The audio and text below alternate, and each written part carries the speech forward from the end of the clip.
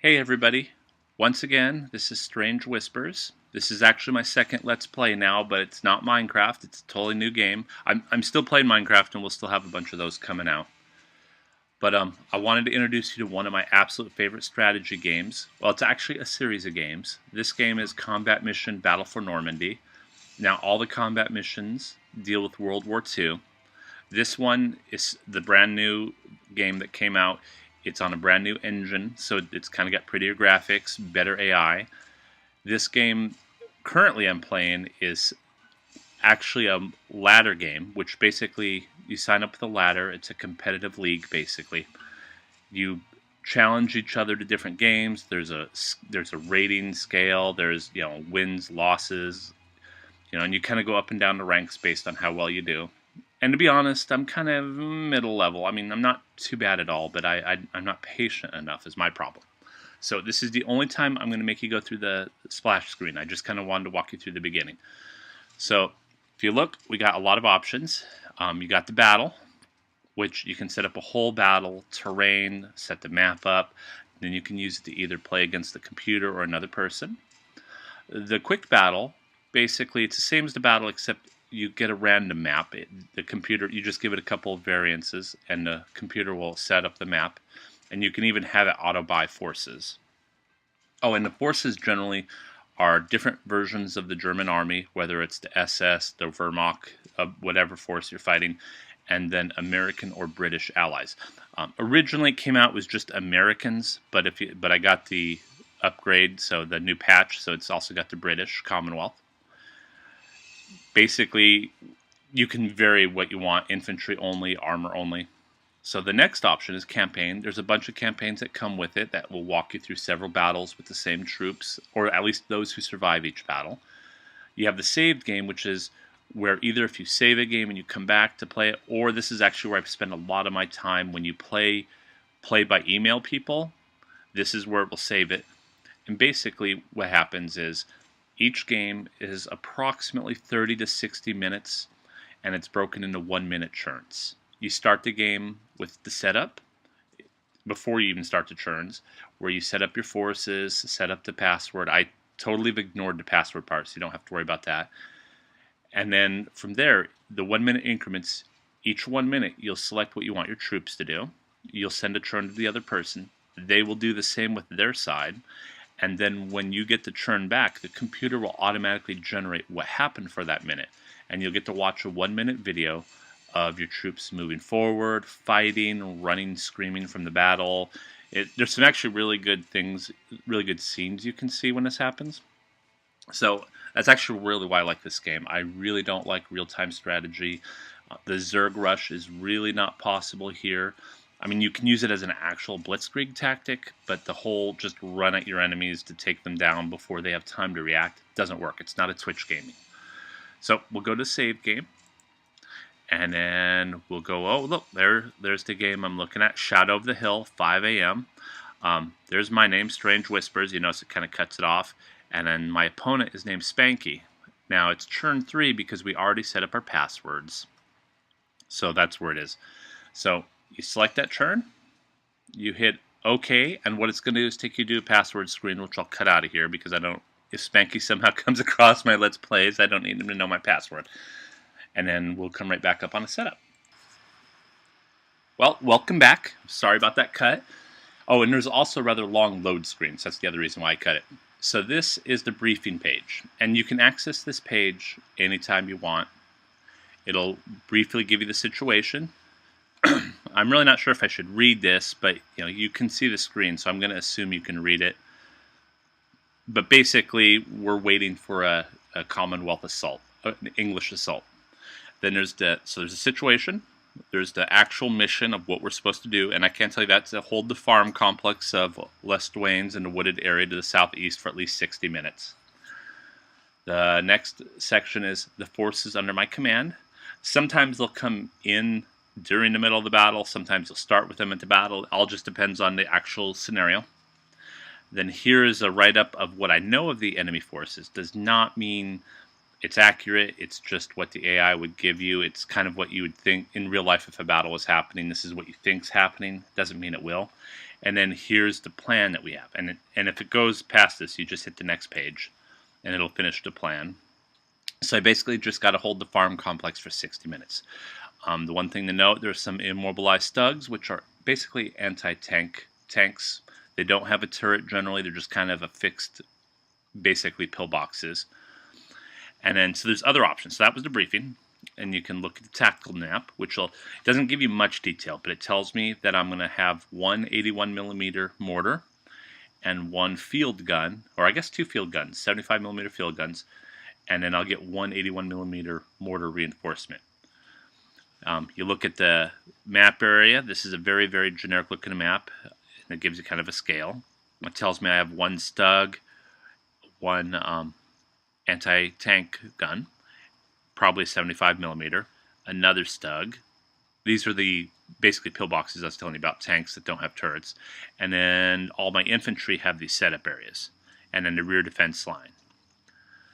And then there's the designer notes. If there's any notes, a lot of times they'll refer to real life situations, if it is, or if it's just the author's whim.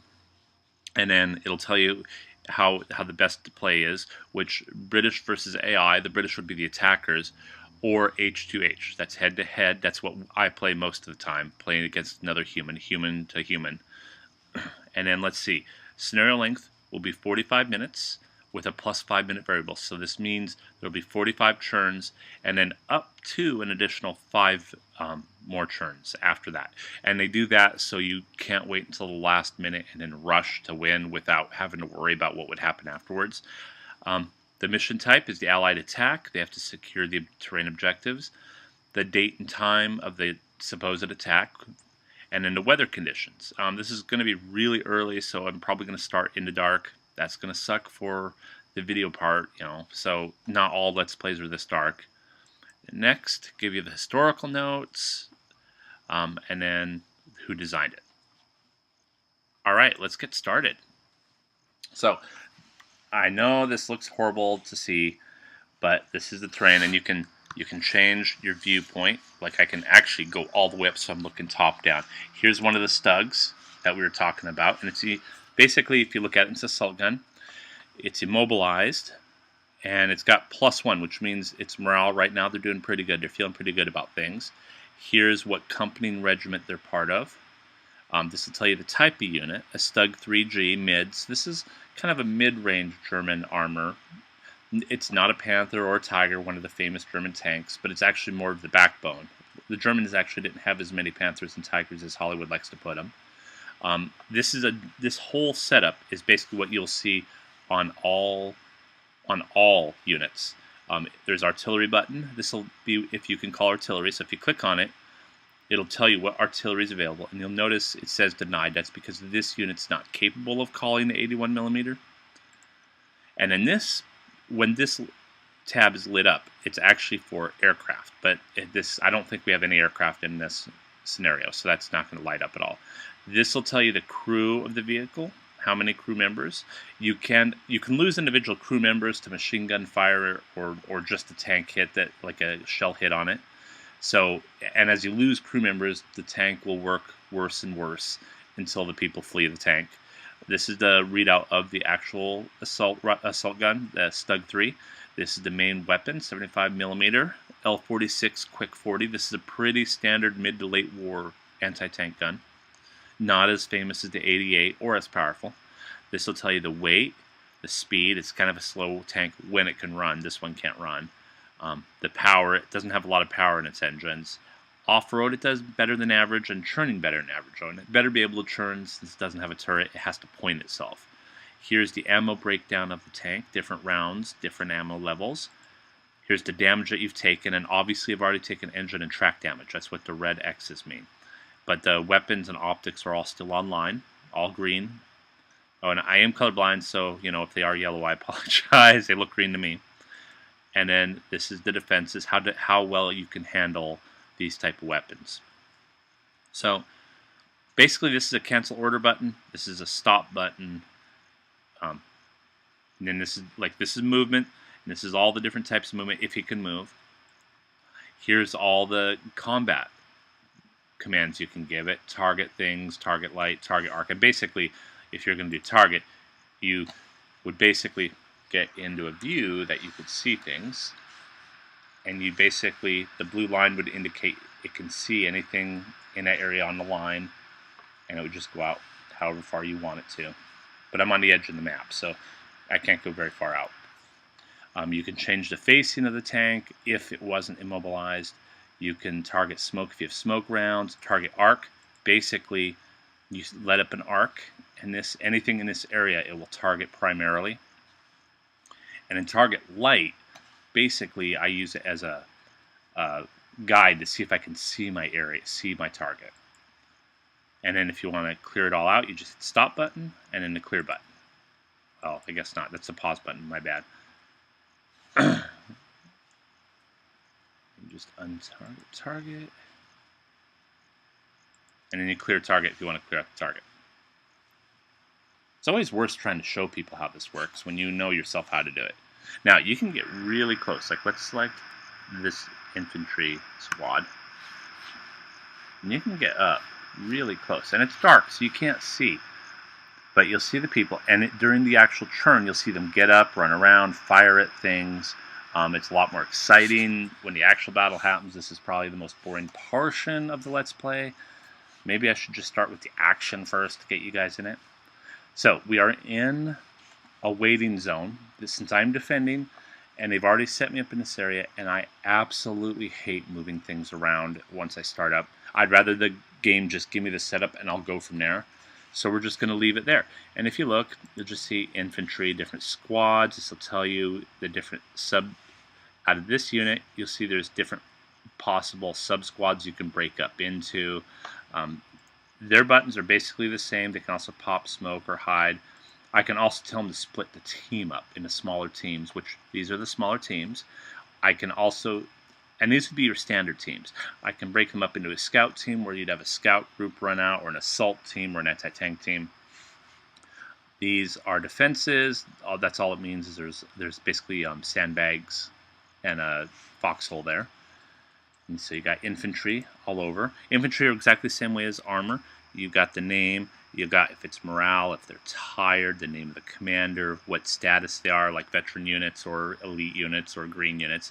Their 1st platoon, 7th company, the 2nd, 22nd Panzergrenadier Regiment, 10th, and then the type of ammunition they have.